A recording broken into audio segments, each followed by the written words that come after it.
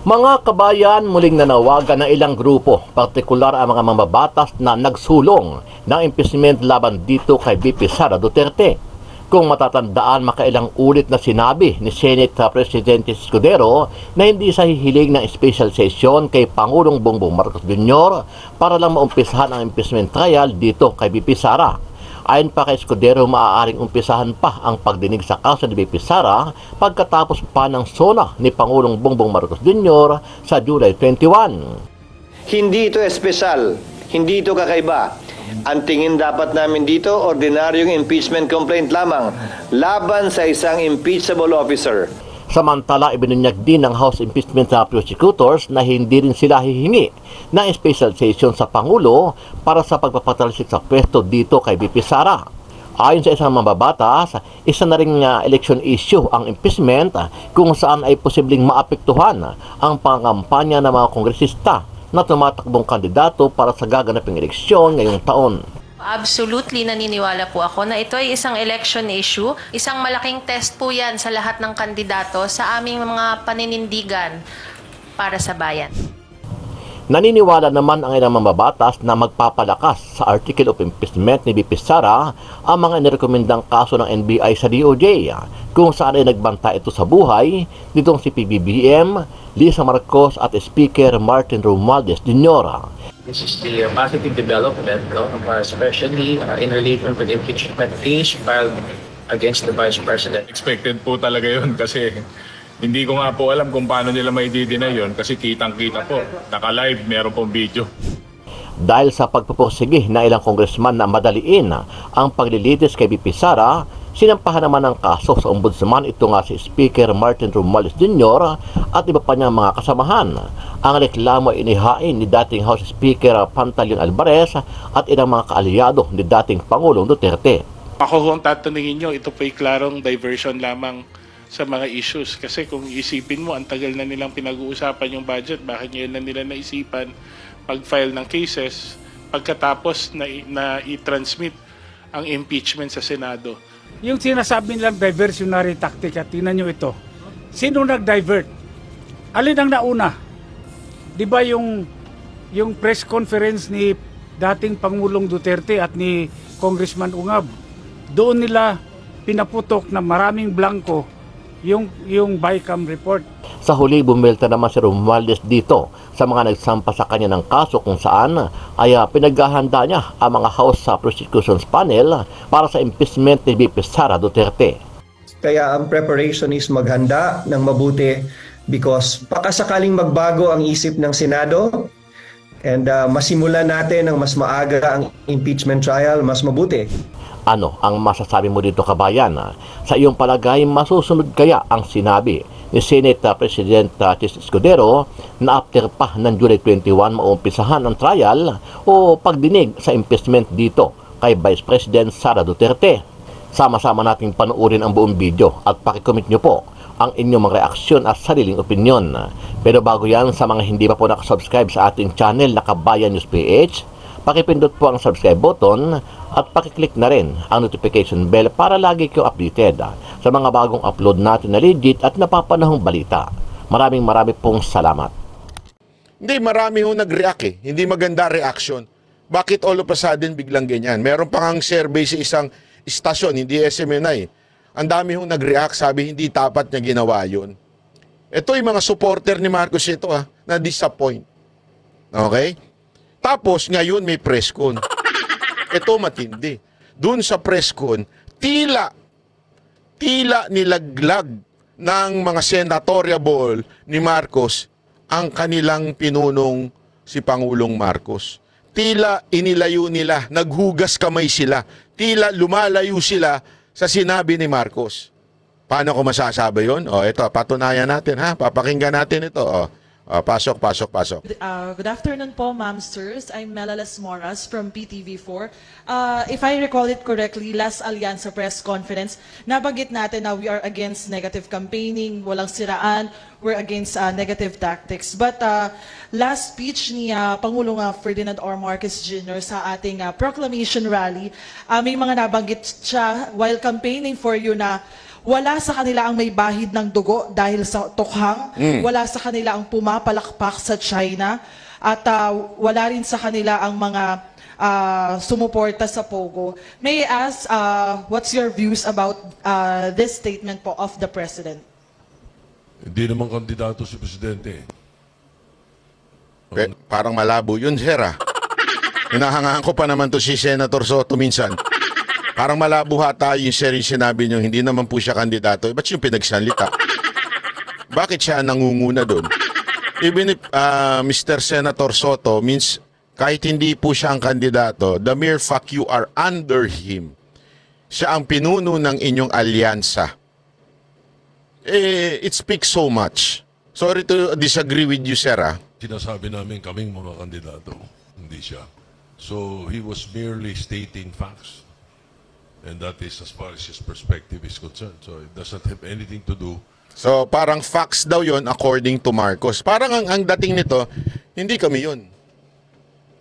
Hindi kami yun. Siya lang yun. Siya lang yung nagbitaw ng negative campaigning. Siya lang yung nagsasabi nun, hindi kami.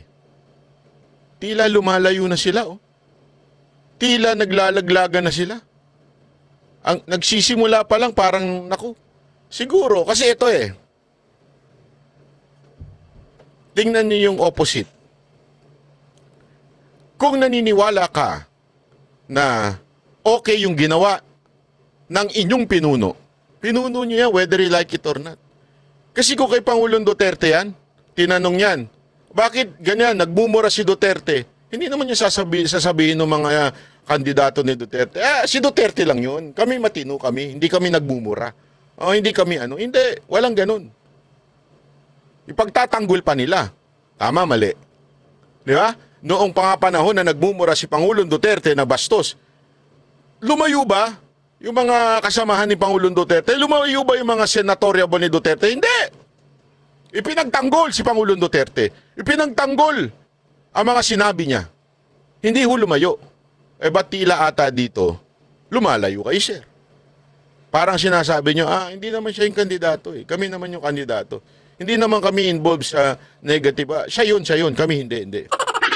Parang ganun eh. So it's simply, kung analogy ang ating titignan, para mong sinabi na siya lang yun. Yung negative campaign, siya lang gumawa nun. Kami, out kami dyan. Hindi kami gagawa ng ganun. So, inilalayo niyo yung sarili niyo doon sa inyong pinuno. Ako'y nagtatanong lang, sir, ha? Tanong lang po ito. Doon sa sinasabi sa amin ng aming campaign manager na walang siraan o walang ano. Kaming mga kandidato yun.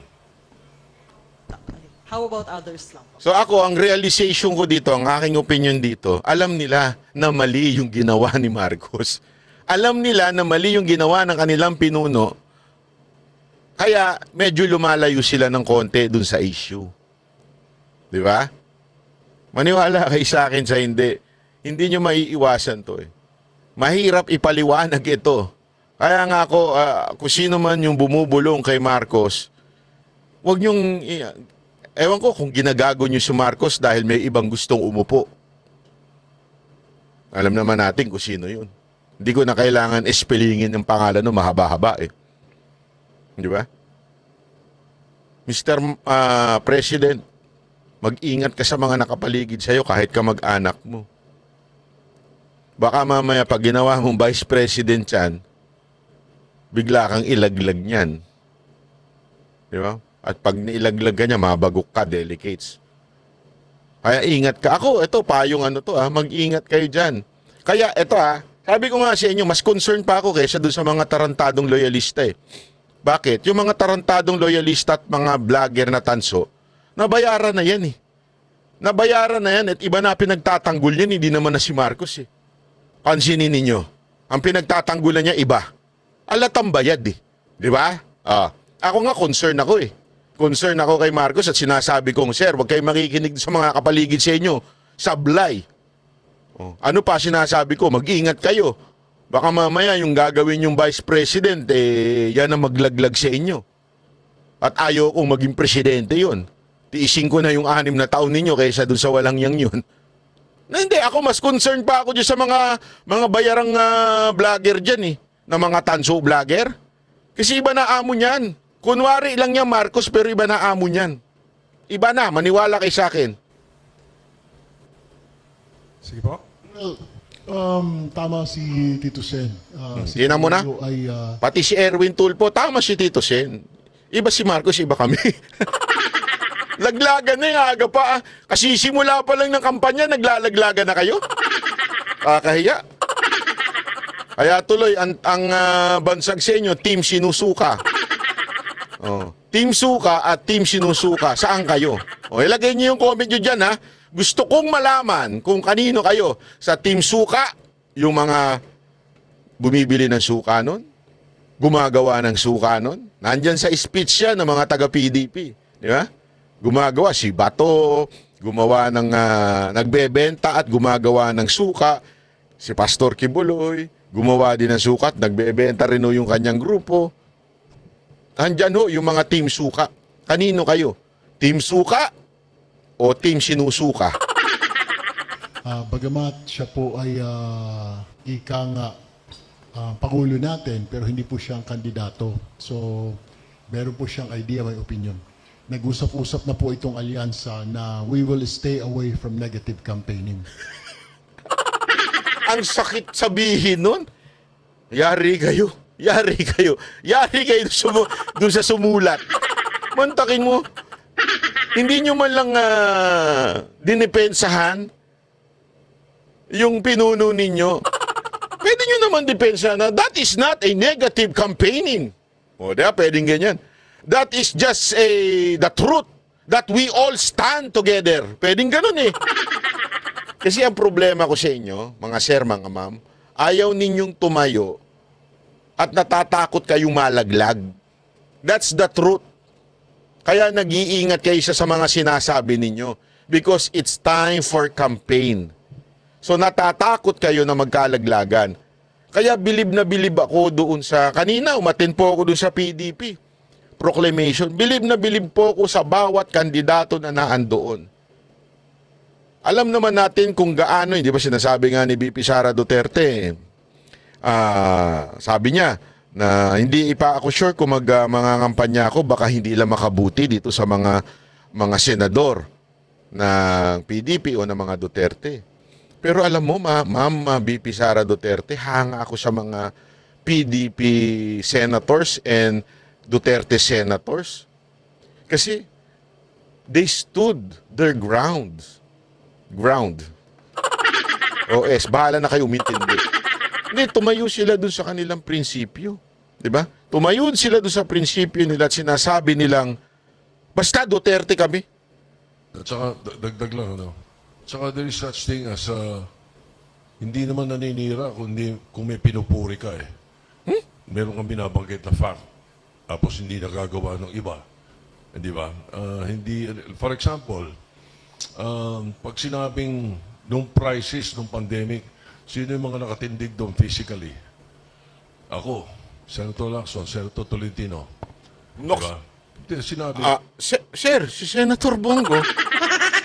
Ang bilis nyo naman ata makalimot. Number 1 yan sa health crisis nung panahon ng pandemya. Nakalimutan nyo, sir?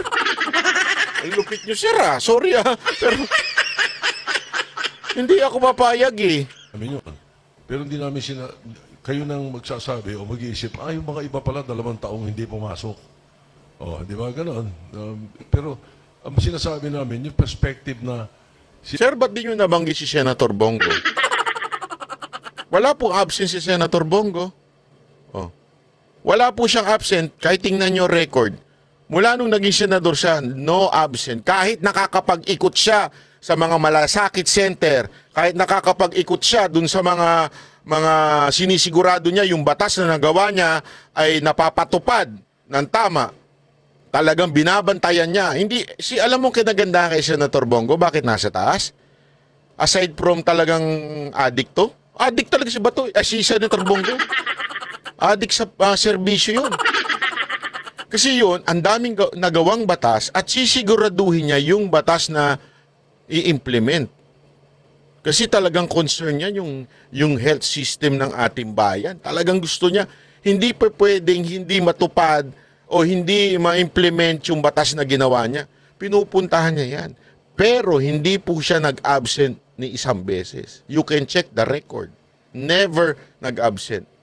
Hindi naman siguro atake yun. Para sa akin, hindi naman siguro atake yung sinabi ni Presidente, kundi sinasabi lang niya yung background, lahat ng mga kandidato, yung line-up niya. And also, gusto ko lang sabihin sa lahat na yung mga kandidato na mahilig mang-away o tumatakbo, mahilig mang-atake, siguro, hindi siya tumatakbo para sa bayan, kundi tumatakbo siya para sa...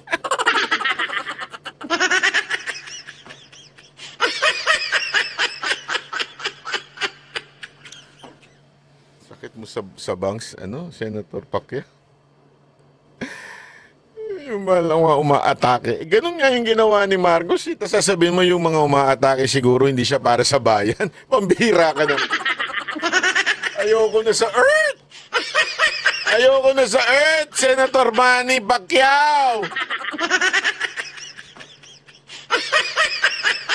Senator Manny, ako may tanong lang ako sa iyo, ha? Bumibili ka ba ng suka? Meron ka kasing may commercial ka na bumibili ka ng suka eh. Kanyang pamilya. Kasi pinipersonal mo, at the end of the day, ang taong bayan naman ang pipili. Kami ay nandito tumatakbo, nagpipresenta ng aming advocacy. Si Marcos nga yung gumawa nun kaya nga tinatanong sa inyo Tapos sasabihin mo, yung mga politiko na nagsasabi ng negative campaigning, hindi yan para sa bayan. Ayoko na. Itigil na tong kalokohan na to. Itigil na. Pinasasakit mo ulo ko. Senator Manny, ano na ba nangyari? Para mapaganda natin ang pamumuhay ng bawat Pilipino, mapaganda natin ang Pilipinas. Yun ang trabaho namin. Kaya kami tumatakbo para ipaalam sa inyo na ito yung plano namin na para sa kinabukasan ng ating bansa. Hindi namin kailangan awayin yung kalaban namin o sino yung... Kaya nga lahat naman, we all agree na hindi na kailangan ng negative campaigning. At yan din ang sinabi ninyo. Hindi kayo magne-negative campaigning. Pero bakit ginawa ng pinuno ninyo? That's the question, Senator Manny. How come your answer is different from the others? What is happening right there? Sir naman, lalo mo lang nilaglag si Marcos Pambihira naman, oo.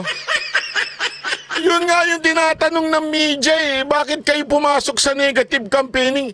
Kinukumpirma mo naman ang mga mga negative campaigning is ganito. Pambihira ka, sakit ka sa ulo, tumatakbo dyan. Dahil hindi naman kami magkalaban, kundi nagrepresenta kami ng maganda naming programa para sa tao. At the end of the day, ang tao ang pipili.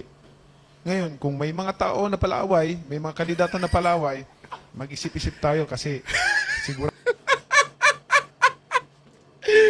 Kung merong kandidato na palaway, mag-isip-isip tayo. Sino ba nagsimula mang-away? Ang gulo naman ako. Senator Manny, hindi mo ata naintindihan yung tanong Hoy, dapat yung katabi mo, pinipitik-pitik ka na sa hita. Ginaganong sinisipa na yung paa mo. Dapat ginaganong ka na, hoy, mali yung sagot mo. Ano ba?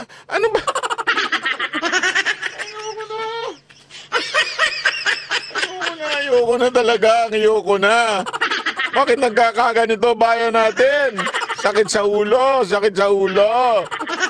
Ay! Ako. Yan.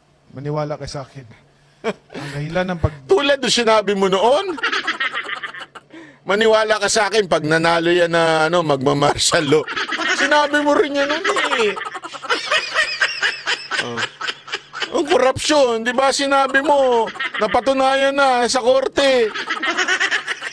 Maniwala kayo sa akin. Yan din sinabi mo noon, maniwala sa'yo. Pero yung dati mong kinakalaban ng negative campaigning mo noon, kasama mo na. Pinuno mo. In-endorse ka pa. Senator Manny. Kunin mo akong campaign manager, mali-mali yung sinasabi mo eh. Masakit mo sa bangs. Please lang please lang. Please.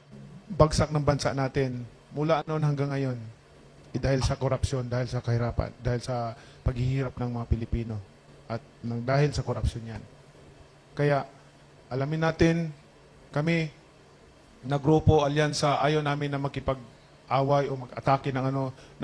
Naglatag kami ng aming plataforma para sa magandang kinabukasan para dito sa sinusulong nating bagong Pilipinas. Maraming salamat po. Marami pong salamat.